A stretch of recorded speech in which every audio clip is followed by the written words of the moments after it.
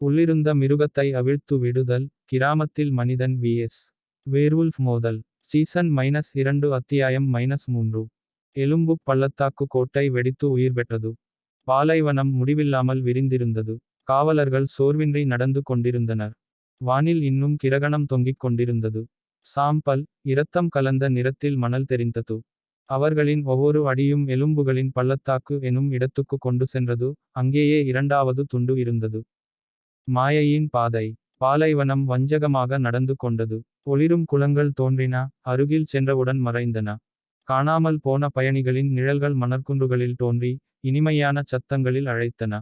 சான்யா தன் மறைந்த தாயின் உருவத்தைக் கண்டாள். அவள் ஓடப் போனாள்.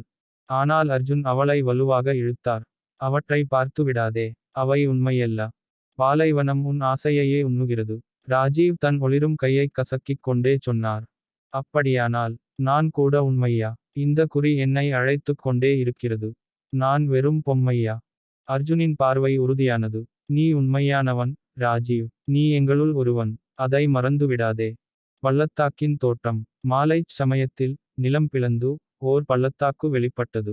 எலும்புகளால் நிரம்பிய இடம் அது, மகா மிருகங்களின் எலும்புக்கூட்டுகள், ஓநாய்களின் தலைக்கூடுகள், மனித எலும்புகளும் கூட. நடுத்தளத்தில் ஒரு கல் மேடையில் உடைந்த பானையின் துண்டு ஒளிர்ந்தது. அதுதான் இரண்டாவது துண்டு, என்று விக்ரம் கிசுகிசுத்தார்.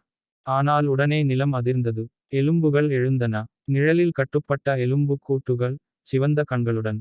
எலும்பு போர்வீரன். அவற்றில் பெரியவன், விலா எலும்புகளால் கவசம் அணிந்து, முதுகெலும்புகளால் ஆன ஈட்டியைத் தாங்கியவன் கர்ஜித்தான். நான் கோரத், எலும்புகளின் போர் தலைவர். அரசனின் துண்டை யாரும் இரத்தத்தைச் செலுத்தாமல் பெற முடியாது. எலும்புப் படை பாய்ந்தது. போர் வெடிப்பு. அர்ஜுன் வாளை உயர்த்தினார். வரிசையை காப்பாற்றுங்கள். இடைவிடாதீர்கள். சான்யா வேகமாக ஓடி எலும்புகளின் பலவீன இடங்களில் தாக்கினாள். விக்ரம் வலிமையால் எலும்புக் கூண்டுகளை உடைத்தார். ஆனால் எலும்புகள் மீண்டும் இணைந்தன. ராஜீவின் குறி எரிந்தது. அவர் குரல் கொடுத்தார். ஒளி, ஓநாய் மீண்டும் தோன்றி எலும்புகளைச் சிதறடித்தது. ஆனால் கோரத் பாய்ந்து வந்து, ஈட்டியால் ராஜீவை பறக்கவிட்டான். அந்த குறி உன் கழுத்தில் அரசனின் கட்டுப்பாடு, என்று கோரத் முழங்கினார். ராஜீவின் தேர்வு. காயமடைந்த ராஜீவ் மெதுவாக எழுந்தார். துண்டு அவரை அழைத்தது. என்னை எடுத்துக்கொள், சக்தி உனக்குச் சொந்தம். அர்ஜுன் கத்தினார். கேட்காதே, ராஜீவ். சங்கிலியுடன் வரும் சக்தி அல்ல, அடிமைத்தனம். ராஜீவ் நடுங்கினார். பின்னர் ஒரு பாய்ச்சலுடன், தனது ஓநாயை நேராக கோரத் மீது விடுத்தார். ஓநாயின் பற்கள் போர்வீரனை நொறுக்கியது. ஈட்டி உடைந்தது. கோரத் தூசியாகச் சிதைந்தான். இரண்டாவது துண்டு. போர்க்குப்பை அமைதியானது. மேடையில் இருந்த துண்டு ஒளிர்ந்து ராஜீவின் கையில் நுழைந்தது. முதல் துண்டுடன் இணைந்து குறி தீப்பொறி போல எரிந்தது. ராஜீவ் தரையில் விழுந்தார். அர்ஜுன் அவரைப் பிடித்தார். தாங்கு, ராஜீவ். நீ இந்த சாபத்தை விட வலுவானவன். ராஜீவின் கண்கள் நீலமாக ஒளிர்ந்தன. இப்போது அவன் எனக்குள் இருக்கிறான். அரசனின் பசி, என்னை அவன் தேடுகிறான். அர்ஜுன் பற்களை கடித்தார். அவனை ஒருபோதும் பெற முடியாதபடி நாங்கள் காப்பாற்றுவோம். பாலைவனம் முழுவதும் எதிர்த்தாலும் கூட. தொலைவில் மணற்குன்றின் உச்சியில் மாலக் நிழல் வணிகர் கொடூர சிரிப்புடன் பார்த்து கொண்டிருந்தான். சரி, பையன் துண்டுகளை சேகரிக்கிறான். அரசன் மகிழ்வார். எலும்புகளின் பள்ளத்தாக்குப் போருக்குப் பின் இரவு மரண அமைதியாயிருந்தது. காவலர்கள் சிறிய தீச்சுற்றி அமர்ந்தனர். ராஜீவ் தனியாகக் கிடந்தார். அவரது கையில் குறி இதயத்துடிப்பைப் போல துடித்தது. ராஜீவின் வேதனை. அவரது கனவுகள் இனி அவருடையவை அல்ல. கருமையான வெற்றிடத்தில் அவர் நின்றார். அங்கே ஒரு மகா ஓநாய் உருவம் தோன்றியது, கண்கள் எரியும் சூரியனைப் போல். நீ என் துண்டுகளை தாங்குகிறாய். நீ என் பாத்திரம். எதிர்க்காதே, என்னை ஏற்றுக்கொள். அப்போது நீ மனிதன் அல்ல, நித்தியமானவன். ராஜீவ் அலறினார். விழித்த உலகில் அவரது உடல் நடுங்கியது. ஒளி, ஓநாய் மார்பிலிருந்து வெடித்து, இரவில் அலறியது. அர்ஜுன் அவனை அணைத்தார். ராஜீவ், போராடு. அவனை உள்ளே விடாதே. ராஜீவ் வியர்வையுடன் விழித்தார். அர்ஜுன், ஒவ்வொரு முறை சக்தியைப் பயன்படுத்தினாலும், அவன் எனக்குள் வருகிறது. அவன் காத்திருக்கிறான். நான் அடங்கி விடுவேனா தெரியவில்லை. அர்ஜுன் அவரது தோளைக் கசக்கினார். அப்படியென்றால், நாமிருவரும் எதிர்ப்போம். நீ ஒருவனல்ல. கோட்டையின் எழுச்சி. மேற்கு திசையில் கருப்பு கோட்டை குலுங்கியது. அதன் கோபுரங்கள் மேலும் உயர்ந்தன. வானில் கிரகணம் இரத்த வளையமாகப்பட்டது. கோட்டையின் உள்ளே மாலக் எலும்பு அரியணைக்குப் பணிந்தார். பையன் துண்டுகளை சேகரிக்கிறான். ஆனால் இன்னும் எதிர்க்கிறான். அரசனின் குரல் ஒலித்தது. முதல் படையை அனுப்பு. அவனை உடைத்து, எனக்குக் கொண்டு வா.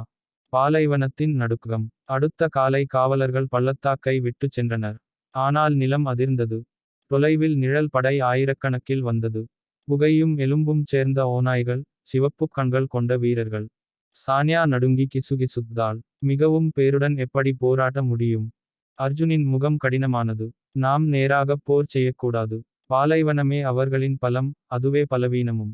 அந்தக் குன்றுகளுக்குச் செல்வோம். சுரங்கப்பாதையில் அவர்களை அடக்குவோம். பாறைச் சுரங்கப் போர். அவர்கள் குன்றுகளுக்குச் சென்றனர். நிழல் படை அலை போல பாய்ந்தது. விக்ரம், நீ முன் வரிசையை காப்பாற்று. சான்யா, மேலே போ. ராஜீவ், உன் சக்தியை இறுதிக்குப் பாதுகாத்துக்கொள். போர் வெடித்தது. எலும்பும் எஃகும் மோதின. விக்ரம் நுழைவாயிலைக் காத்தார். சான்யா அம்புகளைப் பாய்ச்சினாள். அர்ஜுன் வாளால் எதிரிகளை அறுத்தார். ஆனால் படை முடிவில்லாமல் இருந்தது. ராஜீவின் வெடிப்பு. இறுதியில் ராஜீவ் முன்னே வந்தார். குறி கண்ணை மூடும் வரை ஒளிர்ந்தது. அவர் 3 ஓநாய்களை ஒரே நேரத்தில் அழைத்தார். அவை படையைச் சிதறடித்தன. ஆனால் அவரது உடல் விழுந்தது. கண்கள் சிவந்து எரிந்தன. அவரது குரல் மாறியது. ஆம், இன்னும், என்னை அனுமதி. அர்ஜுன் அவனைப் பிடித்தார். ராஜீவ், போராடு. நீ அவனை விட வலுவானவன். ஒரு கணம், அரசன் ராஜீவின் கண்களில் சிரித்தான். ஆனால் ராஜீவ் கத்தி, ஒளியைத் தடுத்தார். பின்னர் மயங்கி விழுந்தார். பின்விளைவு. போர் களமானது இடிந்தது.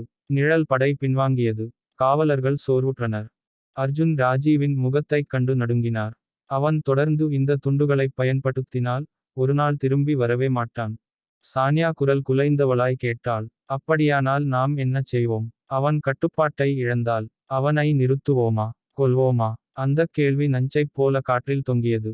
தொலைவில் கோட்டையின் மேல் மாலக் பார்த்துக் கொண்டிருந்தான். பையன் உடைந்து கொண்டிருக்கிறான். உள்ளிருந்த மிருகத்தை அவிழ்த்து விடுதல். கிராமத்தில் மனிதன் vs. வேர்வுல்ஃப் மோதல். சீசன் -2 அத்தியாயம் -4 தொடரும்.